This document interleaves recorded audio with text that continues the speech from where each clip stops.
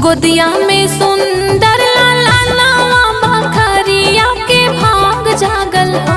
ललना छोड़त नाही माई के अचारवा यशोदा मैया आस लागल हो।